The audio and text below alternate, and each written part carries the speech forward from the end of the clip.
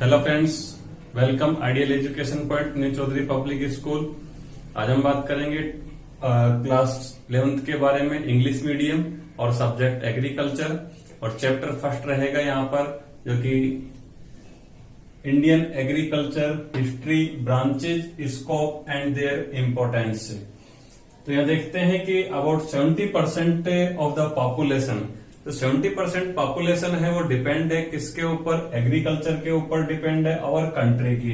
तो 70% of the population in our country is dependent on agriculture, यानी खेती पर, एंड एग्री इंडस्ट्रीज, और जो इससे जो जुड़े हुए हैं, अटैच्ड है, जो कि एग्री इंडस्ट्रीज, औद्योगिक इकाइयां, उनके ऊपर। जबकि ये रेशियो जो था पहले ज्यादा था, लेकिन अब धीरे धीरे जो कि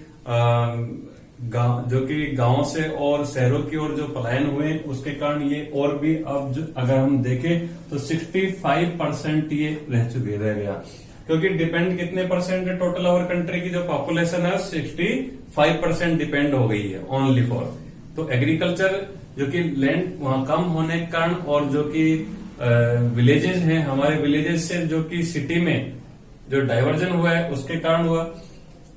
next, on studying the ancient text of India, जो भारत के जो कि पुराने प्राचीन जो ग्रंथ हैं, उन ग्रंथों में जैसे कि मान लो कि वृक्षायुर्वेद, कृषि पाराशर, कृषि सूक्त, अथर्ववेद, ऋग्वेद एक्सेट्रा, इन सभी में क्या है कि एग्रीकल्चर की जो कि पहले जो इंडिया है, आवर कंट्री है, जो कि पहले से एग्रीकल्चर में इसमें रहा है। तो इसमें एग्रीकल्चर जो कि अगर हम देखें प्राचीन जो सभ्यताओं के बारे में, इन सभी में एग्रीकल्चर का इसका क्लासिफिकेशन किया गया है। The former agricultural expert of FAO food agriculture organization के जो एक्सपर्ट थे, यानी कि स्पेशलिस्ट, कौन थे? Doctor KL Mehra. Doctor Mehra has said that after the discovery, देखो डॉक्टर जो मेहरा था, doctor KL Mehra specialist agriculture of FAO food agriculture organization. तो क्या बताया डॉक्टर मेहरा ने? डॉक्टर मेहरा ने बताया कि after the discovery of the mouth of the river Saraswati नदी का जो उद्गम हुआ था, उसकी जो खोज की थी, डिस्कवरी की थी, किसने? डॉक्टर KL मेहरा ने। तो और रिसर्च की, has provided that India of ancient, जो आधुनिक जो इंडिया है, और प्रोवाइड किया, क्या प्रोवाइड किया? Ancient times was the first country, कि भारत ही एक ऐसा पहला देश है इन द वर्ल्ड, किसमें? पूरे वर्ल्ड में, to harvest two crops in a year, जो कि पूरे वर्ष में, इन अ ईयर, पूरे वर्ष में, जो कि मेन जो क्रॉप्स होती है, सीरियल्स क्रॉप्स, जो कि 2 प्रमुख क्रॉप्स है, 2 फसलें भारत लेता है पूरे वर्ल्ड में। Crops in a year, weather in Mesopotamia country only 1 crops in a year. ये क्या है? इंडिया का जो वेदर है, इस वेदर पे डिपेंड है। कैसे? कौन सी 2 क्रॉप्स हो गए यहाँ पर? एक तो रबी एंड खरीफ, रबी एंड खरीफ, 2 प्रमुख 2 क्रॉप्स है। तो ये डिपेंड किस पर? वेदर पे।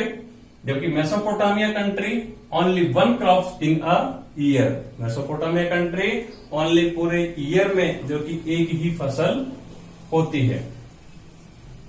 Mention has been made of अक्षर।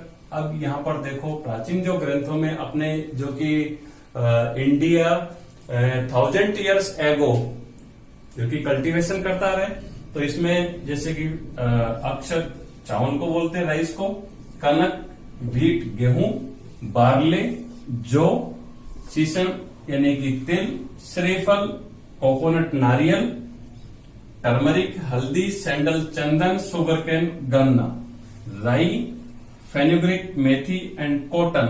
तो ये सब जितने भी क्रॉप्स है, ये सब क्रॉप्स हमारे पहले भी जो कि एंशिएंट जो टेक्स्ट है, उसमें भी पहले से जो कि ग्रंथों में इनके जो कि प्रूव किया गया है कि पहले भी ये क्रॉप्स होती थी।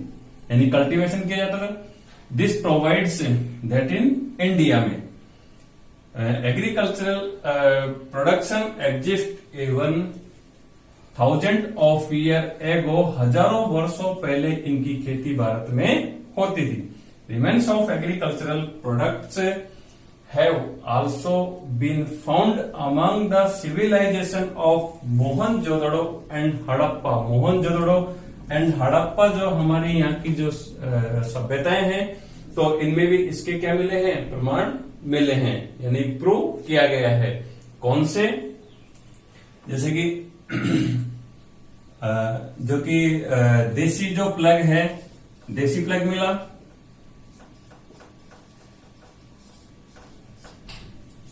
व्हील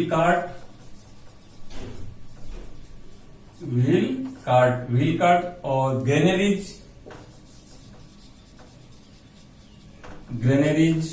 अनाज के भंडारण, देसी प्लग, व्हील कार्ट, ये सब हमारे को इन सिविलाइजेशन ऑफ मोहनजोदड़ो में हमारे को इसको प्रूव किया गया। यहाँ पर भी इसके पहले भी खेती होती थी, जो कि कल्टीवेशन किया जाता था, तो इसका प्रूव यहाँ मिला है। तो मोहनजोदड़ो जो कि सभ्यता में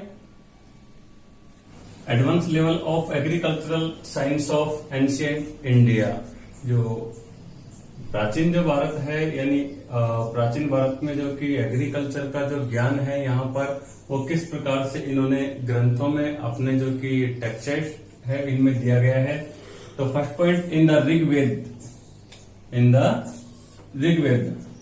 ऋग्वेद में deals with the importance of environment. Importance रखा गया किसका, एनवायरमेंट का, यानी पर्यावरण का, फॉरेस्ट्री, वानिकी एंड फार्म इक्विपमेंट्स, जो इक्विपमेंट्स है फार्म में यूज करने वाले, जो कि क्रॉप्स की कल्टीवेशन में यूज किया जाता है। तो इन सब का जो कि यहाँ पर इनके प्रूव किए गए ऋग्वेद में इनकी जानकारी मिलती है।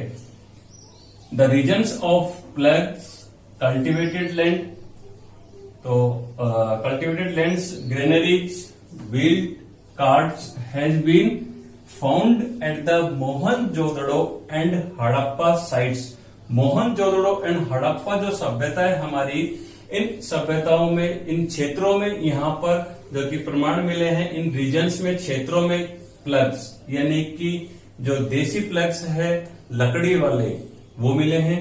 कल्टिवेटेड लैंड, यानी कि कृषि वाली जो भूमि है वो मिली है। ग्रेनरीज, अनाज के भंडारण मिले हैं। व्हील्ड कार्ट, पहिए वाली गाड़ी, इन सब के प्रमाण यहाँ पर मिले हैं। किसमें, मोहनजोदड़ो एंड हड़प्पा सब साइट्स में। Third point, information about plant protection is present in the Atharvaveda. Atharvaveda में क्या मिला, जो कि प्लांट प्रोटेक्शन की जानकारी, कि यहाँ पर जैसे मान लो कि डिजीज एंड इंसेक्ट जो कि प्लांट में होते और उनको प्रोटेक्ट करने के लिए भी यहाँ पर इसकी इंफॉर्मेशन मिली है। किसमें, अथर्ववेद में। नेक्स्ट पॉइंट देखते हैं, information about soil classification.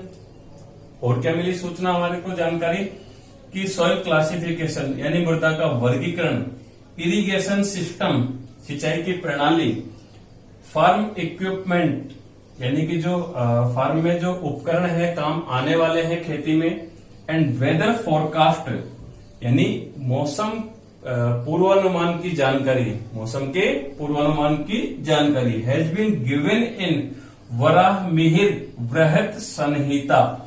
Varahamihira के बृहत संहिता में क्या मिला हमारे को, मौसम के पूर्वानुमान की जानकारी, farm equipments, irrigation system, soil classification, इन सब की जानकारी हमारे को यहाँ पर मिली। मृदा का वर्गीकरण, सॉइल क्लासिफिकेशन, मृदा का वर्गीकरण किसमें मिला, वराहमिहिर के बृहत संहिता में इसकी जानकारी मिली।